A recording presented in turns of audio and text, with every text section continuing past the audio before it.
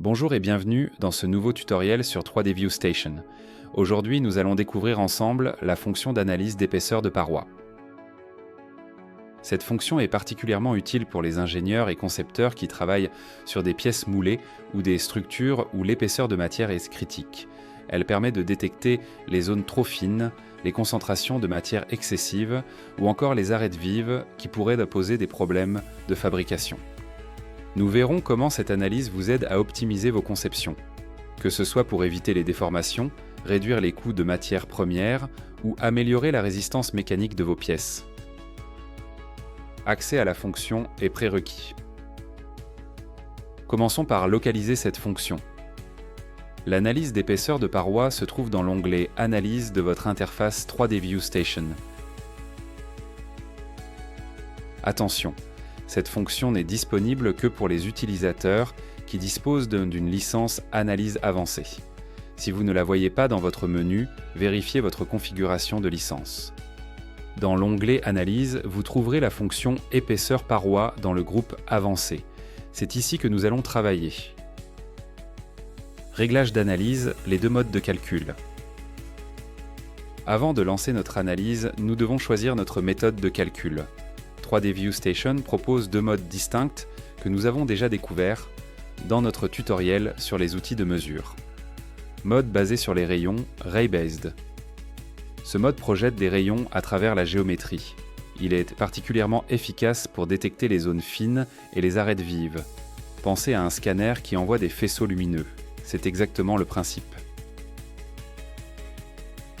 Mode boule roulante, Rolling Ball. Cette technique simule une sphère qui roule sur les surfaces. Elle excelle pour identifier les zones avec une forte concentration de matière.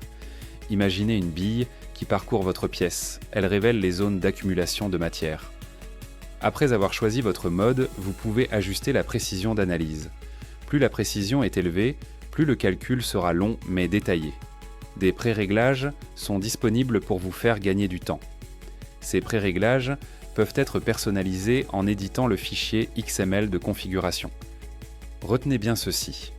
Tous ces réglages doivent être définis avant de cliquer sur le bouton « Calculer ». Une fois le calcul lancé, vous devrez recommencer pour modifier ces paramètres de base. Paramètres de visualisation. Une fois votre calcul terminé, place à la personnalisation de l'affichage. Cette partie peut être ajustée après le calcul, contrairement aux réglages précédents. Vous disposez de plusieurs options de visualisation, comme la gamme de couleurs utilisée pour représenter les épaisseurs.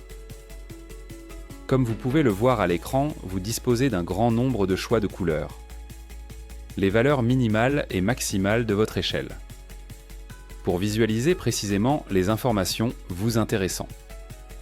Le nombre de paliers dans votre carte colorimétrique. Pour encore une fois, avoir plus de précision.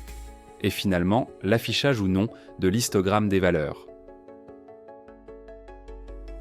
3D View Station inclut des pré-réglages qui reprennent les conventions des principaux logiciels du marché.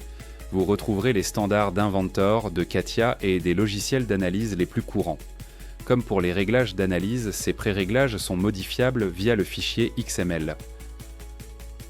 Démonstration pratique, comparaison des deux modes. Pour bien comprendre la différence entre nos deux modes, j'ai préparé une démonstration sur la même pièce avec les deux techniques. Tout d'abord l'analyse en mode Ray Based. Nous utilisons le mode basé sur les rayons pour détecter les zones fines et les arêtes vives. Sélectionnons le pré-réglage Ray Based très détaillé dans notre liste déroulante, puis cliquons sur Calculer pour lancer l'analyse. Une fois le calcul terminé, ajustons notre échelle. Je fixe la valeur maximale de la carte des couleurs à 5 mm. Cela nous donne une échelle plus pertinente pour notre cas d'usage. N'oublions pas de cliquer sur « Mise à jour des valeurs intermédiaires » pour appliquer ce changement. Regardez le résultat. Les zones les plus fines apparaissent en rouge, révélant les arêtes vives particulièrement critiques. Passons maintenant au mode boule roulante. Sélectionnons cette fois le pré-réglage Rolling Ball très détaillé et lançons le calcul.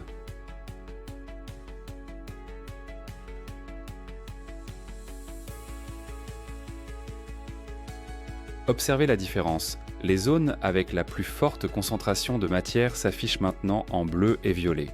Cette visualisation nous aide à identifier les surépaisseurs qui pourraient être optimisées. Conseils et astuces pratiques. Laissez-moi partager quelques conseils qui vous feront gagner du temps. Si vous avez déjà défini les valeurs de votre tableau de couleurs, activez « Gel des valeurs minimum-maximum » avant de lancer un calcul. Cela évite que vos réglages soient écrasés lors du calcul suivant.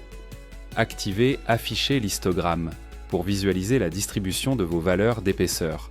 C'est un excellent moyen de comprendre la répartition des épaisseurs sur votre pièce. Notez la différence visuelle entre les nœuds sélectionnés et non sélectionnés dans votre carte des couleurs.